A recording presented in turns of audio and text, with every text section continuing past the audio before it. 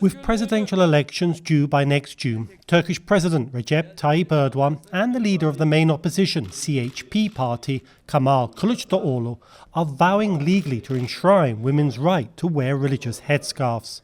Some analysts say Erdogan's lifting of restrictions a decade ago on religious dress is one of his biggest achievements. The headscarf issue in Turkey was implemented as a ban that prevented many women from participating in the public sphere and receiving education. That was how it was in the past. These women went through this trauma. There are still some who can't go back to their professions. Throughout the 1990s and early 2000s, students who wore headscarves were banned from attending universities, becoming lawyers or judges, or even members of parliament. The staunchly pro-secular CHP was a strong advocate of the ban, holding mass rallies, but is now calling for legislation to guarantee the right to wear the headscarf. I believe that CHP has luggage because of that, of those limitations, of those bannings, etc., etc. So a step like that I find very, very successful in the sense of embracing more of the society. That's a huge step. The CHP shift comes as under Erdogan's two-decade rule, a generation grew up without such barriers.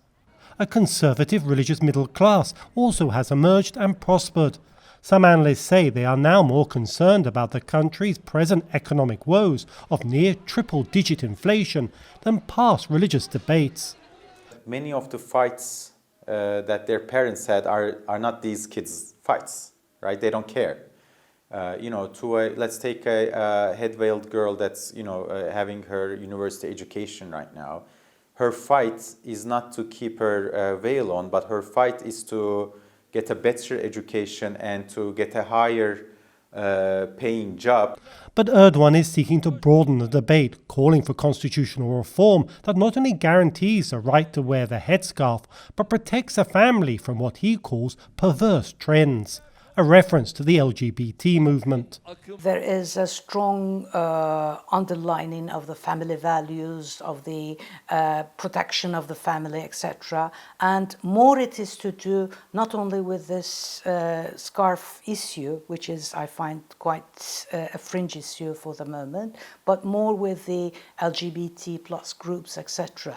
So he's trying to set up an agenda against those groups within the conservative circles. Already, crackdowns are taking place on once legal public displays by Turkey's vibrant LGBT community.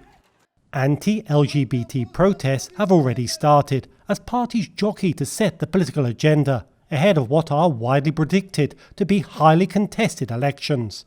Dorian Jones for VOA News, Istanbul.